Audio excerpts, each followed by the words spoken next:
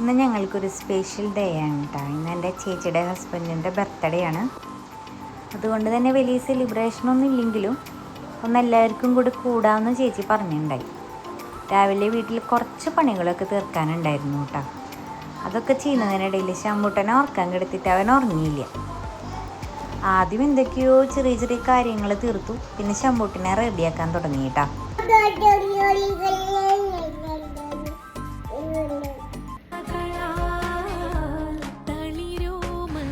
എവിടേക്കെങ്കിലും പോവുകയാണെങ്കിൽ ആദ്യം ഞാൻ ശമ്പൂട്ടനെ ആട്ടോ റെഡിയാക്കുക, പിന്നെയാണ് ഞാൻ റെഡിയാവുക. ശമ്പൂട്ടൻ ഉണ്ടായതിന് ശേഷം എങ്ങോട്ടെങ്കിലും പോവാറാകുമ്പോൾ എത്ര സമയം ഉണ്ടായാലും അതെ ഒരു തിക്കും തിരക്കും പതിവാണ് കേട്ടോ. എനിക്ക് പോകാൻ നേരം കുറച്ച് സമയം എടുത്തു കേട്ടോ. ആദ്യം എന്ത് ഡ്രസ്സ് ഇടണമെന്നൊരു ചെറിയ കൺഫ്യൂഷനൊക്കെ ആയിരുന്നു.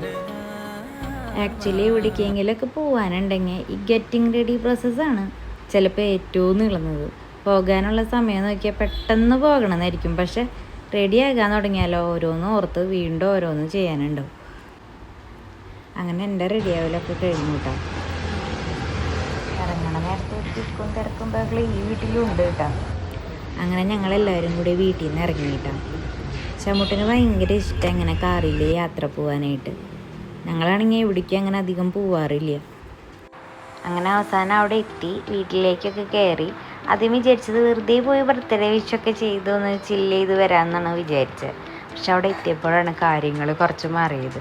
ഞാൻ ആദ്യം കരുതിയത് കേക്ക് കട്ടിങ് ഒന്നും ഉണ്ടാവില്ല എന്നാട്ടാ. ചേട്ടൻ ഇപ്പോൾ ഷുഗറൊക്കെ കട്ട് ചെയ്തിരിക്കുകയാണ്.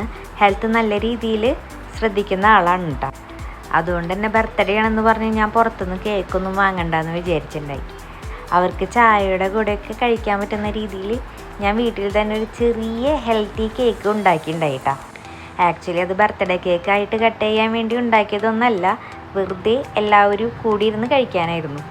ഞാൻ കരുതിയതിലും ടോട്ടലി അൺഎക്സ്പെക്റ്റഡ് ആയിട്ട് അവസാനം ആ ചെറിയ ഹെൽത്തി കേക്ക് തന്നെ ബർത്ത്ഡേ കേക്കായിട്ട് മാറി. വലിയ ഫാൻസി കേക്കൊന്നല്ല കേട്ടാ, പക്ഷെ സ്നേഹത്തോടെ ഉണ്ടാക്കിയതല്ലേ. അതുകൊണ്ട് തന്നെ എനിക്ക് ആ മൊമെൻ്റ് ഒരുപാട് സന്തോഷമായി. കേക്ക് കട്ടിങ്ങിന് ശേഷം കേക്ക് എങ്ങനെയുണ്ടെന്ന് എല്ലാവരും ടേസ്റ്റ് നോക്കണമല്ലോ. ഓരോരുത്തരായി കുറച്ച് കേക്ക് എടുത്ത് പരസ്പരം വായിൽ വെച്ച് കൊടുത്തും ഒക്കെ ടേസ്റ്റ് ചെയ്ത് നോക്കി. അങ്ങനെ കേക്ക് കട്ടിങ്ങും ടേസ്റ്റ് ടെസ്റ്റിങ്ങും ഒക്കെ കഴിഞ്ഞപ്പോൾ ഇനി എൻ്റെ അടുത്ത പരിപാടിയായിരുന്നു ഗിഫ്റ്റ് കൊടുക്കൽ. ചേട്ടന് വേണ്ടി കൊണ്ടുവന്ന ഗിഫ്റ്റൊക്കെ എടുത്തു കൊടുത്തു കൂട്ടാം.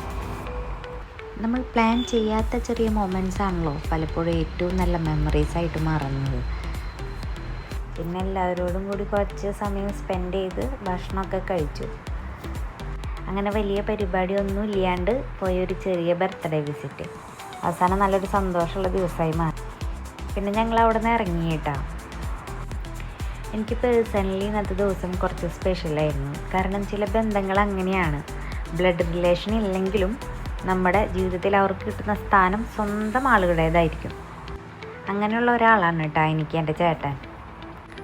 അതുകൊണ്ട് തന്നെ ഇന്നത്തെ ബർത്ത്ഡേ വിഷ് ഒന്ന് സ്പെഷ്യൽ ആയിരിക്കണമെന്ന് എനിക്ക് തോന്നിയിരുന്നു. പിന്നെ തിരിച്ചു വരുന്ന സമയത്ത് ശമ്പൂട്ടൻ കാറിൽ കിടന്ന് ഉറങ്ങിപ്പോയി. അതുകൊണ്ട് അധികം വീഡിയോ എടുക്കാനൊന്നും പറ്റിയില്ല. അങ്ങനെ ഇതായിരുന്നു ഇന്നത്തെ എൻ്റെ ചെറിയ ബർത്ത്ഡേ വിസിറ്റ് വ്ളോഗ്.